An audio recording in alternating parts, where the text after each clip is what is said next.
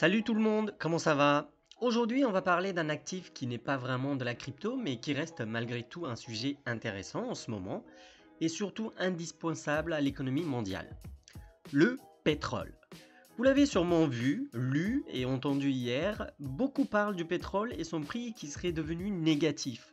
En gros, on ne paierait plus le vendeur de pétrole, mais c'est lui qui nous payerait pour se débarrasser de ses barils. Hmm, c'est possible ça? Oui, dans certaines conditions. Patience. On va voir comment c'est possible dans quelques minutes.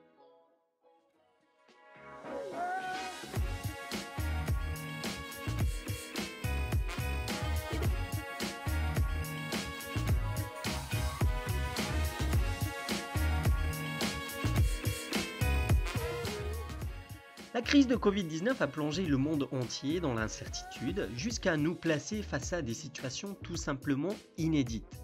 Hier, le lundi 20 avril, le cours du baril de pétrole brut coté à New York est tombé à moins 37,63 dollars. En gros, le cours de 159 litres de pétrole brut serait tombé en territoire négatif. N'oublions pas que jamais, depuis la création de ce contrat en 1983, il n'était tombé sous les 10 dollars. Pourquoi cette situation? Est-ce que votre station d'essence va vous payer pour que vous fassiez le plein? La réponse est évidemment non. Voyons pourquoi. Déjà, d'où quoi parle-t-on quand on parle de prix du pétrole? Cette chute concerne uniquement le prix du baril de brut texan, le WTI, ou le West Texas Intermediate, qui est la référence du marché américain. Une telle chute de WTI sur le marché américain ne signifie pas que le pétrole ne vaut absolument plus rien dans le monde entier. Par exemple, le baril de Brent, produit en mer du Nord, la principale référence du marché mondial, a certes dévissé, mais son prix reste autour des 20 dollars le baril ce matin. Alors pourquoi un tel débâcle pour le prix de WTI alors que celui du baril de Brent reste autour des 20 dollars? Parce que simplement on compare les carottes et les choux. Beaucoup comparent aujourd'hui le contrat à terme de Brent dont le mois d'échéance est juin et celui de WTI qui arrive à échéance en mai. Regardons ça de près. Ici vous voyez l'évolution du cours de brut WTI avec la grosse chute d'hier. Maintenant comparons ça avec le contrat Brent échéance juin. On va mettre ça en bleu clair. On voit bien que seul le contrat WTI échéance mai 2020 est concerné par une chute spectaculaire. Le contrat Brent, qui est la référence internationale, se maintient au-dessus des 20 dollars. Maintenant, regardons si le même contrat WTI, mais avec l'échéance juin 2020, a subi une aussi lourde perte que le contrat de mai. On va afficher le contrat juin en jaune. Qu'est-ce qu'on voit? Eh bien, on voit qu'encore une fois, seul le contrat WTI échéance mai est concerné par la chute. Maintenant, comparons le Brent échéance juin et le WTI échéance juin et regardons si le WTI juin décroche brutalement face au Brent échéance juin. La réponse est non. WTI juin et Brent juin évoluent très loin du prix nul ou négatif du contrat WTI mai. Bon, ok, tout ça pour vous montrer que seul un contrat spécifique est concerné par cette chute brutale et historique des prix, le contrat WTI de mai. Non mais attends. Explique-moi ce que c'est que le contrat à terme et l'échéance s'il te plaît. Un contrat à terme est une opération négociée entre deux contreparties, l'acheteur et le vendeur, sur un marché organisé et réglementé appelé marché à terme. Il constitue un engagement d'acheter pour l'acheteur ou de vendre pour le vendeur. Un actif sous-jacent à un prix fixé dès aujourd'hui, mais pour une livraison et un règlement à une date future.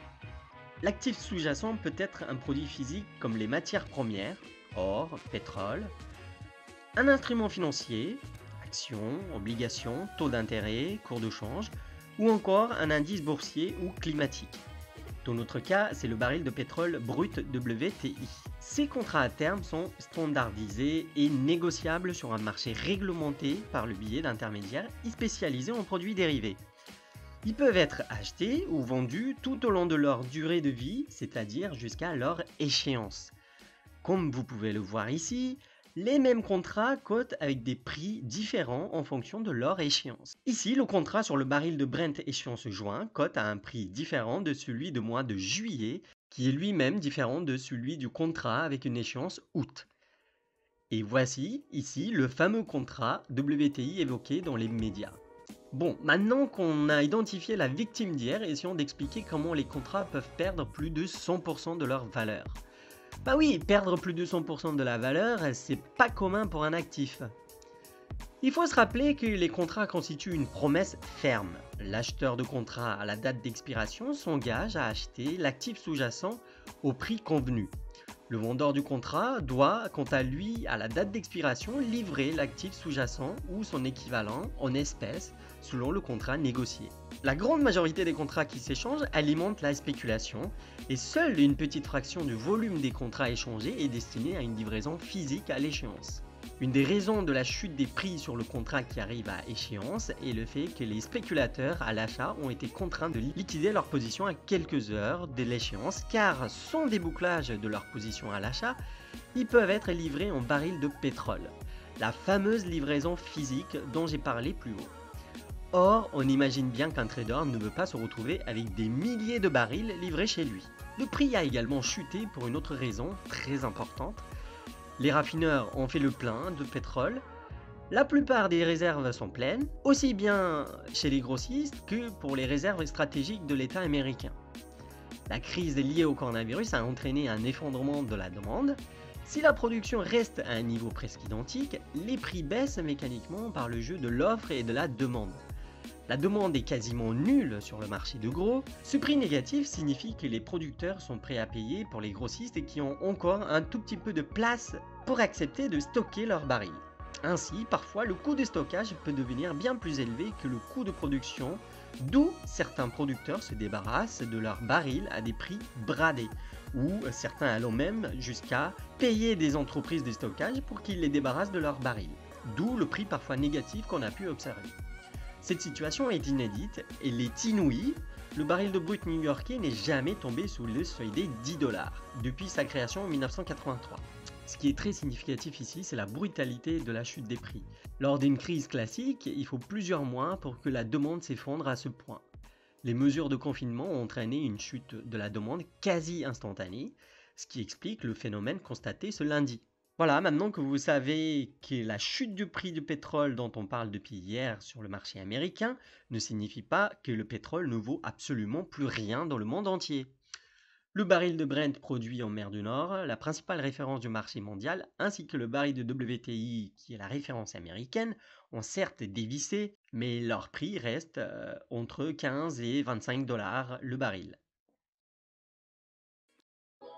Merci d'avoir regardé cette vidéo, j'espère que ce format vous plaît. Si c'est le cas, n'hésitez pas à me faire savoir en likant ou en vous abonnant à ma chaîne. Vous pouvez aussi partager la vidéo ou laisser un commentaire pour me dire les thèmes que vous voudriez que j'aborde dans mes prochaines vidéos. A bientôt les raccoons et n'oubliez pas, riskless, stay alive!